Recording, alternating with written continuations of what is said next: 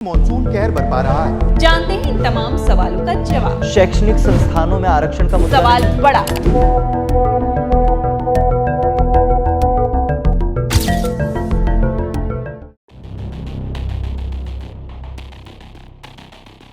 Nuclear bomb, जैसे ही ये नाम सामने आता है आपके दिमाग में हिरोशिमा और नागासाकी की तस्वीरें जरूर सामने आती होंगी। तबाही का एक ऐसा तांडव जो इस घटना के शिकार लोग ही नहीं बल्कि उनकी पीढ़ियां भुगतती रहीं। आज भी उसका असर पूरी तरह खत्म हो चुका है ऐसा दावे के साथ नहीं कहा जा सकता, लेकिन न्यूक्लियर बॉम्ब और एटॉमिक हथियारों से भी आगे की एक चीज आ चुकी है जिसका नाम है क्लस्टर बम।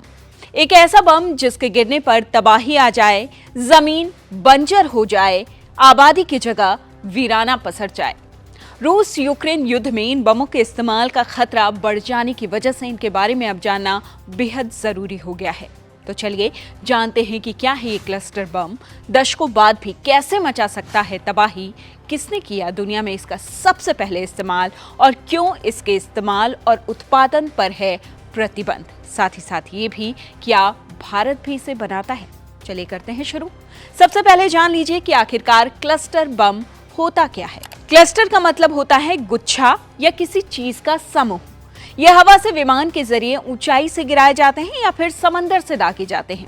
जब एक क्लस्टर बम फटता है तो उससे छोटे छोटे हजारों नए बम हवा में तैयार होकर बर्बादी की बारिश करने लगते हैं।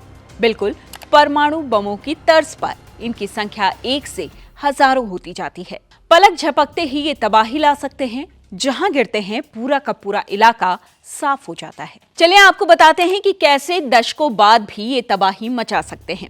दरअसल दागे जाने के बाद भी ये कई दशक तक तबाही का सबब बन सकते हैं। इनसे निकलने वाले छोटे छोटे क्लस्टर बिना फटे ही जमीन में मौजूद होते हैं, जो अगले 4 से 5 दशकों तक नुकसान पहुंचा सकते हैं, फट सकते हैं कभी भी। जैसे ही इन पर हल्का सा भी वजन पड़ता है, यानी समझिए वहां पर सब कुछ खत्म। अब हम आपको बताते हैं कि इस क्लस्टर बम का इस्तेमाल सबसे पहले किया किसने। क्लस्टर बमों का सबसे पहले इस्तेमाल किया रूस और जर्मनी की सेना ने।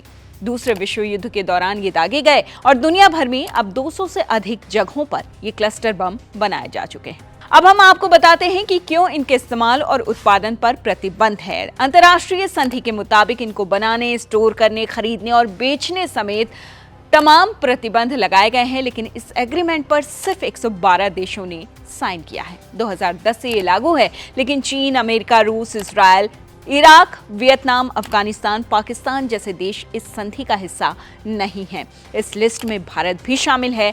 ये बम किसानों और आम नागरिकों की कभी भी जान ले सकता है, इसलिए इस पर प्रतिबंध की जरूरत महसूस की गई। लेकिन हाल के दशकों में कम से कम 24 देशों में इसका इस्तेमाल किया जा चुका है। अब अगला सवाल ये बनता है, क्या भारत भी बनाता है क्लस्टर बम? इसका जवाब है हाँ। ये बात अलग है कि अपनी रक्षा के लिहाज से हमने इसे बनाया है, यानी दूसरे देशों को तब तक कोई खतरा नहीं जब तक बात हमारी आत्मरक्षा पर ना उठाए। इस लिहाज से भारत ने भी क्लस्टर बमों का निर्माण किया है। पिछले कुछ महीने में यूक्रेन पुतिन पर इन बमों के इस्तेमाल की आशंका जता चुका है जंग के दौरान। हालांकि रूस इसे खारिज करता रहा है। खबर ये भी आई कि अमेरिका ने यूक्रेन को क्लस्टर बमों का जखीरा भेजा है।